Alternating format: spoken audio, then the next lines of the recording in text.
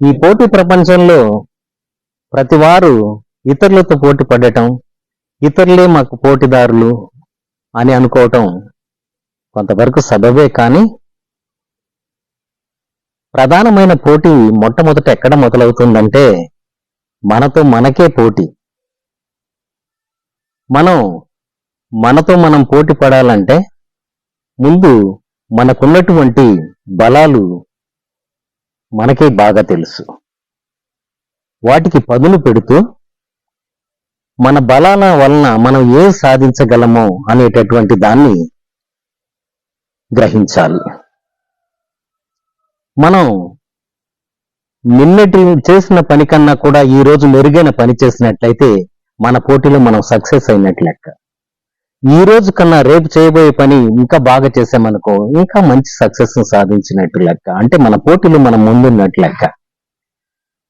ప్రస్తుత సమాజంలో లేకుంటే నీ కాంటెంపరీ పర్సన్స్ ని మనం తీసుకున్నట్లయితే వాళ్ళు నీకన్నా ముందు లేరు, నీకన్నా వెనకాల లేరు, నీతో పాటే ఉన్నారు.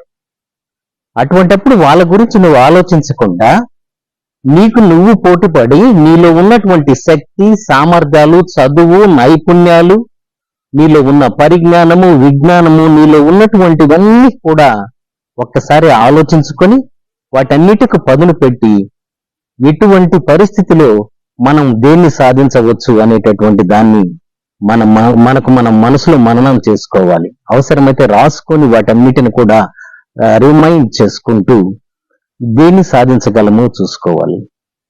పోటీ పడే క్రమంలో మనకు వ్యతిరేకమైనటువంటివి లేక మన అభివృద్ధికి పనికిరానటువంటి బలహీనతలను పక్కకు తోసేయాలి. అలా చేసినప్పుడు మనం ఉన్నతిని సాధించడం చాలా ఈజీ అవుతుంది. ప్రధానంగా ఒకరితో కంపేర్ చేసుకోవటం మానేయాలి. వారి సామర్థ్యాలు, వాళ్ళ చదువు, వాళ్ళ పరిస్థితులు వేరని వాళ్ళని పక్కన పెట్టి నీలో ఉన్నటువంటి శక్తి సామర్థ్యాలను, నీలో ఉన్నటువంటి చదువు, నీలో ఉన్నటువంటి ఉన్నతిని నువ్వు అభివృద్ధి చేసుకుని నీకు నువ్వు పోటీ పడు. అప్పుడు ఏ రంగంలోనైనా కూడా నువ్వు విజయాన్ని సాధించగలవు. కాబట్టి విజయపదంలో జరగాలంటే ముందు నిన్ను నువ్వు గెలవాలి. తన్ను తాను గెలిచిన వాడు ప్రపంచాన్ని గెలిచిన విజేతతో, ప్రపంచ విజేతతో సమానుడు. కాబట్టి నిన్ను నువ్వు గెలవటం నేర్చుకో. Thank you.